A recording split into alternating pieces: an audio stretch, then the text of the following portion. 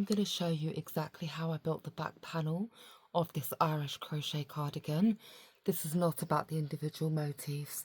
If you'd like to learn how I made the motifs, please check out my separate playlist called Irish Crochet Motifs.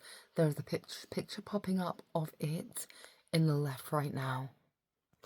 This video is about placement. I will show you where each motif goes, how I fill in negative spaces, and how I join everything together so it becomes one beautiful embedded pattern. Because Irish crochet is not random, it looks organic, but it is very intentional. I hope that you enjoy the video. So I did go ahead and make these huge motifs as well, and then I've got these smaller motifs. I think I'm going to go in with this spiral. Me squeezing that motif like that. I'm just trying to be really mindful that I have to shape the arm. We will do this, and maybe we'll go on this spiral, go with this spiral on top like that for the neck, and go in with a flower right next to it. Let's drop a 3D flower right there, like that. And then I've got a 3D spiral. I think I might put that there.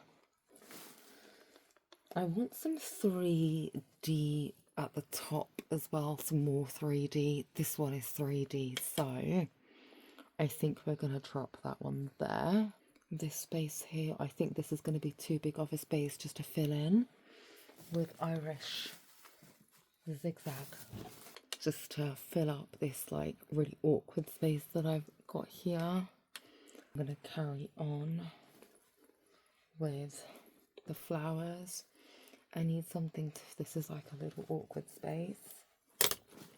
I need to find something that's going to fit like here.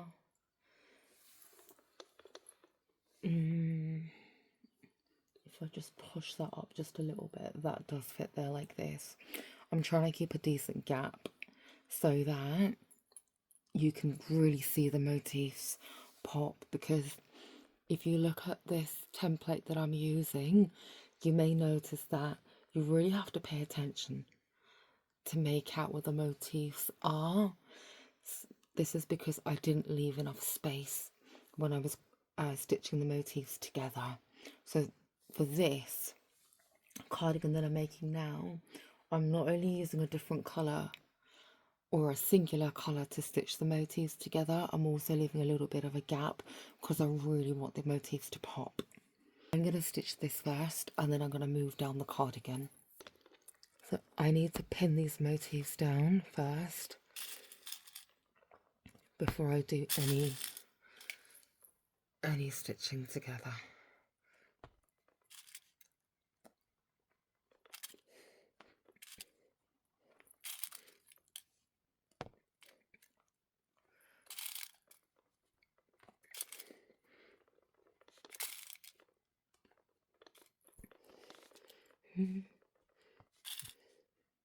I'm going to start in this corner, and I'm going to start by double knotting. Not one, not two. And I'm going to go into this spiral motif here, like that. I'm going to loop around that seam like that, and then I am making a rule of thumb to go into every third chain of every motif like that.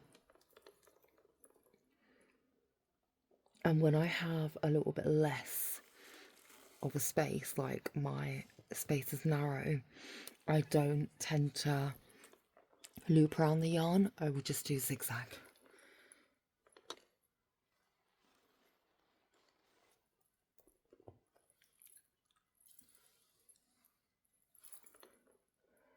like that.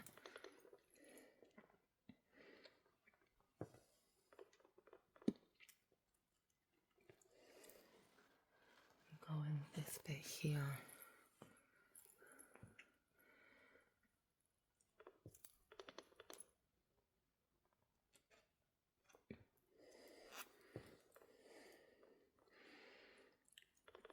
So if I just pull that, can you see I've got like a zigzag right there? Now I'm going to go straight into this motif. We'll go about there. And just pull that. I'm going to go around this bit twice, because if I just zigzag across, my work's just going to be too gappy. I need more coverage, more netting, if that makes sense. I'm going to go this way, and I am going to go through that again. Just pull that a little bit. And can you see how this has made a square? So when I don't have, so when I've got quite a lot of space left, I want that square. I need that like extra layer of netting almost. So now this space is getting a little bit less. I'm not going to loop through this again. Go through the back post there, like that, and I want to go through the top like sharp picot stitch of the flower, like that, and go across to this flower, go through this bit here. I think I'm going to go upwards here, like that, like that, and I do need to loop through this a couple times, I think. And I'm going to go in the bottom of that flower motif there. And now I think I'm going to go in the loop, that loop there. And I think I have to go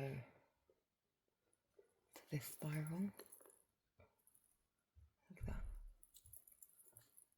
Definitely going to have to go through this to make a comfortable stitch in the petal above there.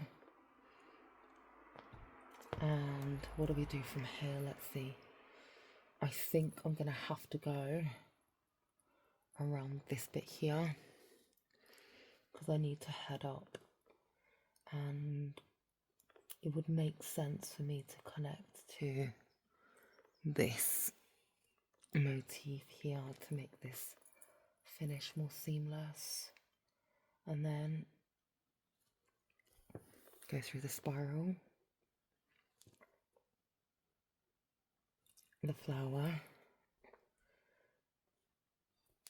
the spiral,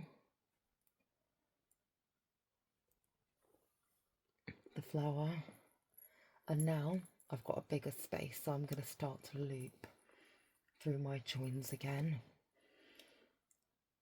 to make this a little bit less awkward. I need to get from here back down to here. I am not going to snip this yarn and rejoin like I did with this previous cardigan. It makes the work far too messy.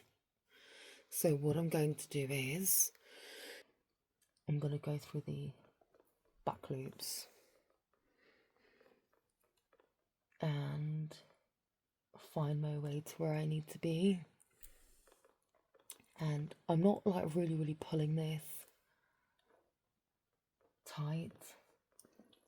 I'm just pulling it through so that it's just a bit of a tug, so it's comfortable like that. Now let's carry on working this way. What I'm going to do now is I'm going to go through this bit here, and we're going to make the seam quite natural just by carrying off where we left off. So I shall go through here, I am going to go a little bit closer to this join already because I want that to look fairly natural. Pull that a little bit. Need a join in the centre of the petals, definitely. And skip about 3 stitches on the spiral. And I'm just going to reposition this a little bit lower. Here. I'm going to head over to this bit of the spiral like that. And now I need to start looping back and forth like that. Let's get on to connecting the larger motif. I don't have much yarn left on this darning needle, so I think I'm just going to finish off by, I'm not going to go upwards, I'm just going to go downwards and maybe just finish the stitching around here.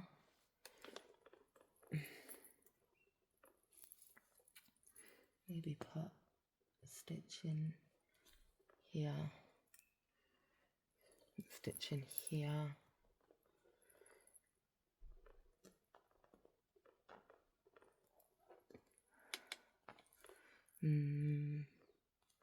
Go through here, there, through there, there, and as always, the picot stitch, end of the petal. I'm going to double loop because I'm going to find myself branching out like this towards this larger petal. I'm going to go through here and I think we'll drop a stitch right in the middle of this really big petal, and then I think we're going to come outwards and see if we can fill in this space here. Of course, I think we'll branch out right here, back and forth. I think I need to try and fill in this space here. Now, that looks quite awkward, so I'm going to loop through this bit here and see if I can pull this space a little bit higher. That looks much better. I'm going to go back through this bit here. Now, I've gotten myself into a situation where I've got this gap. This gap is too big, so I need to make this gap smaller by preserving the integrity of what I'm doing. So I've pulled this loop down. I am going to go through this loop twice, just see if I can make it smaller, and I'm more happy with that. Then I think I'm going to just go down here and finish off this little bit of yarn that I've got in this hook and grab some more. Just pull that tight. I always will double knot like that, and I'm going to hide this through just by pulling it through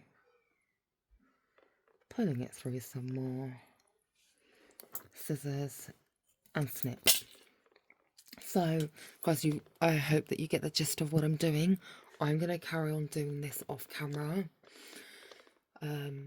just because if I carry on recording this video will be about 6 months long. I'm going to come back when I've got the back panel complete, and then we're going to look towards making the 2 front panels. This is my back panel. Just showing that to you. I love the combination of the green that's coming through here